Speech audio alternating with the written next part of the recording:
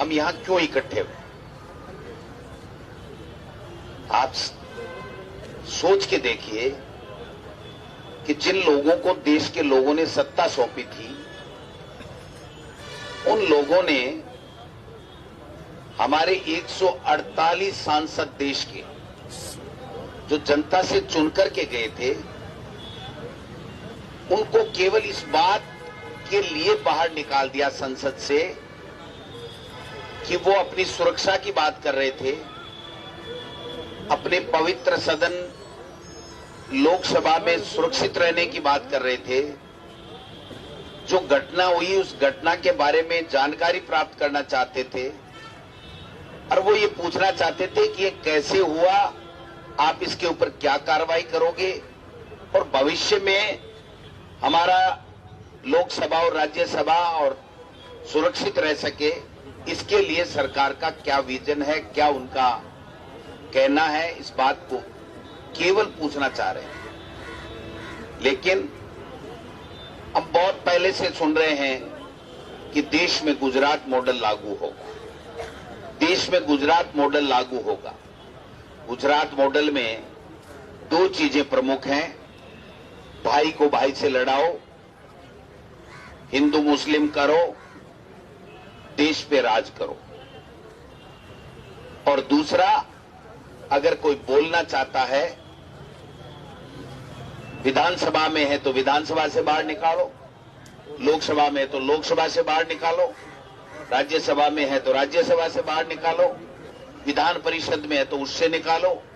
और अगर कोई बाहर सड़क पे बोल रहा है तो उसके ईडी, इनकम टैक्स, सीबीआई भेज दो।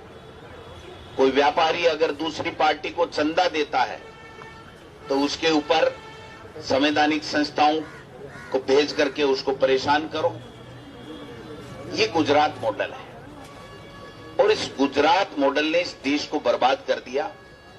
तानाशाह सरकारें दिल्ली के अंदर काबिज हो गई और आज न कोई पत्रकार ऐसा बचा है जो सही बात लिख सकता हो, अपने टेलीविजन पर चला सकता हो, न कोई ऐसा उद्योगपति बचा है जो अपनी सही बात के लिए, सही मदद करने के लिए आगे आ सकता हो।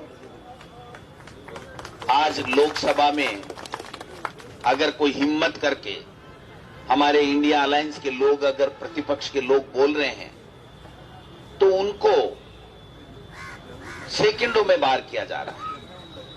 जब लोकसभा अध्यक्ष और राज्यसभा के सभापति हमारे राजस्थान से बने थे तो हमें गर्व की अनुभूति हुई थी। हम राजस्थान के लोगों को ये लगा था कि भाई हमारे यहां के अपने हैं, ये चाहे किसी दल ने चुना हो, हमने सबने सहयोग दिया था, सर्वसम्मति से बने गए थे और बनकर के देश की सर्वोच्च लोकसभा और राज्यसभा में नेतृत्व कर रहे हैं और देश के लोगों की आवाज वहां पर उठे, अपनी देश के लोगों की समस्याएं सरकारों के पास में जाएं और उनका समाधान हो, इसके अंदर अपनी महती भूमिका निभाएंगे।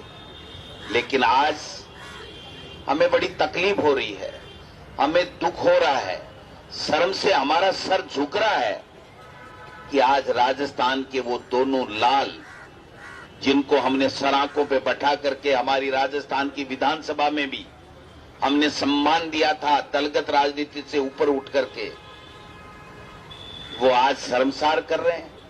पूरी दुनिया में चर्चा हो रही है कि ये हिंदुस्तान में हो क्या रहा है।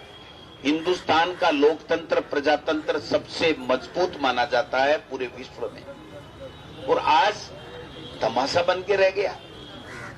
आप 18 बिल पारित कर रहे हो और इन बिलों में आपने क्या छुपाया है उसमें चर्चा नहीं करने देना चाहते हो, इसलिए एक मुद्दा बनाया कि हमको सवाल कैसे पूछ लिया, हमसे सुरक्षा के ऊपर जवाब कैसे मांग लिया, आप खड़े कैसे हो गए, आप बिना अनुमति बैठ कैसे गए, आप बाहर कैसे चले गए, आप अंदर कैसे आ गए। इन छोटे छोटे मुद्दों के ऊपर 148 सांसदों को देश की सर्वोच्च लोकतंत्र की पवित्र मंदिर से बाहर निकालना, इससे बड़ी शर्म की बात कोई हो नहीं सकती। अगर अब भी हम नहीं चेते, अब भी अगर हम नहीं बोले तो मैं दावे के साथ कह सकता हूं कि इनके जो इशारे दिखा रहे हैं वो ये है कि हिंदुस्तान में आने वाले समय में चुनाव नहीं होंगे।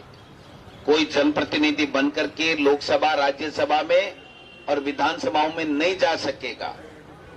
आज हर कोई भयग्रस्त है पूरी तरीके से। आप देखिए कि बाहर बैठे हुए भी इनको नहीं सुहा रहे हैं। बाहर बैठे हुए सड़क के ऊपर भी नहीं बैठ सकते आप। अरे भाई, आपको बाहर निकालना था, आप बुलाते, चर्चा करते, दलों से चर्चा करते, सर्वदलीय बैठक बुलाते, जो हमारी परंपरा रही है, उसमें बात करते कि आप क्या चाहते हो, क्या जवाब हम देंगे, और उसके बाद में अगर ये बिल पारित कराते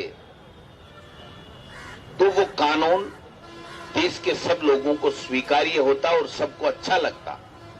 आपने थोप दिया कानून, नहीं मानो तो जेल में जाओ। ये कहां का लोकतंत्र है? इसलिए मेरे भाइयों, ये पार्टियों से ऊपर उठना पड़ेगा। हम सबको यूनाइट होना पड़ेगा।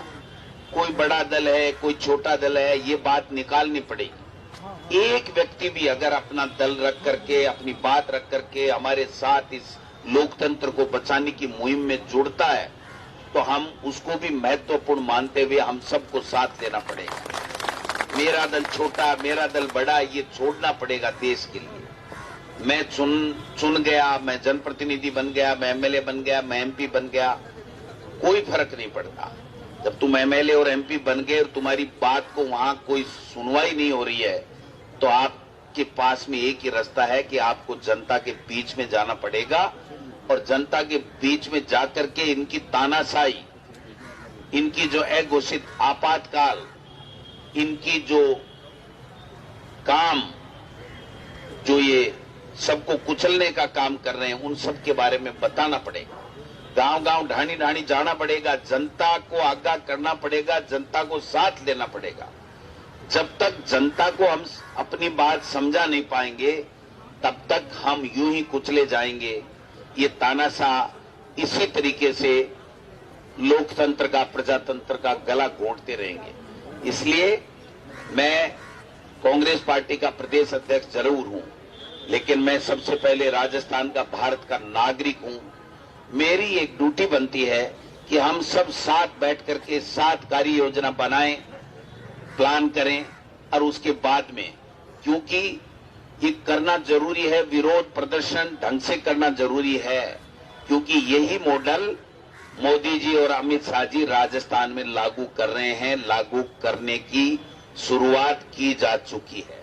आपने देखा होगा कि बेचारे यहां के एमएलए जो चुन करके सत्ता पक्ष में गए थे, उनको लगा था कि हमको पूछा जाएगा कि तुम्हारा नेता कौन होगा, हमको पूछा जाएगा कि आप जीत के आइए, बताइए आपकी क्या प्लानिंग, आप क्या चाहते हो।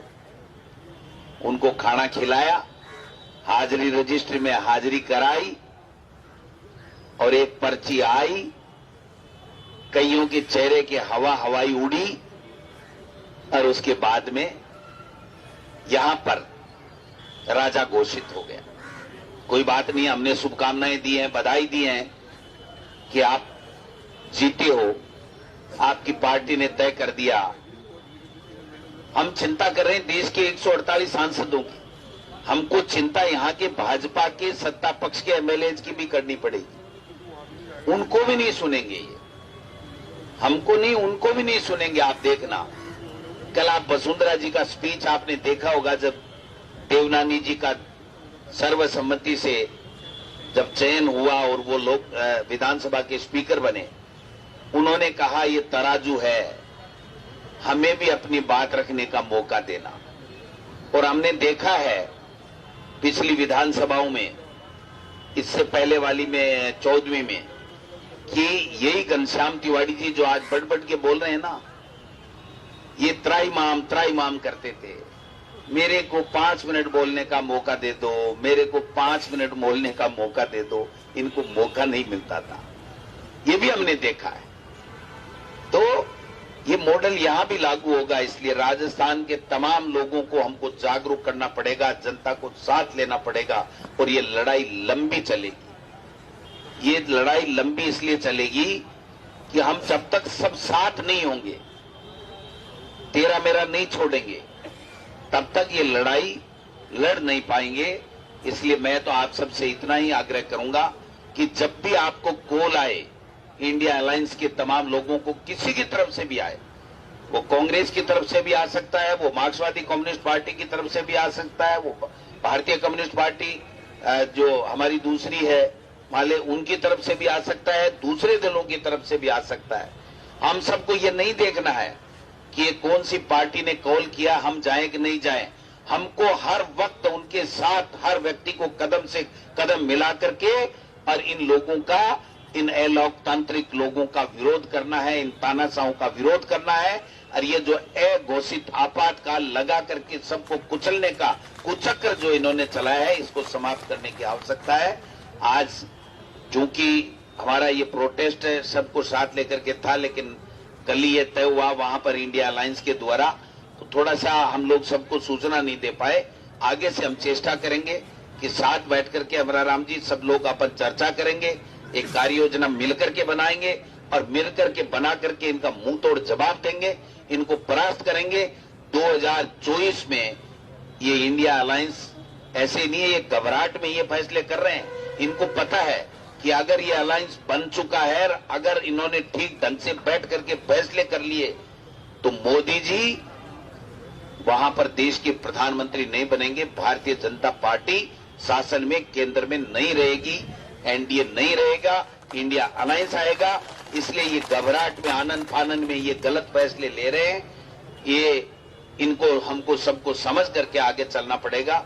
आप सब लोग जितने भी आए हो, मैं मेरी तरफ से भी, मेरे दल की ओर से भी, हमारे इंडिया अलायंस के तमाम लोगों को बहुत बहुत धन्यवाद देना चाहता हूं। यूं ही हम सब लोग मिल करके इस देश को बचाएंगे, लोकतंत्र को बचाएंगे, संविधान को बचाएंगे और इन तानाशाह लोगों की सरकार को खत्म करने का काम करेंगे।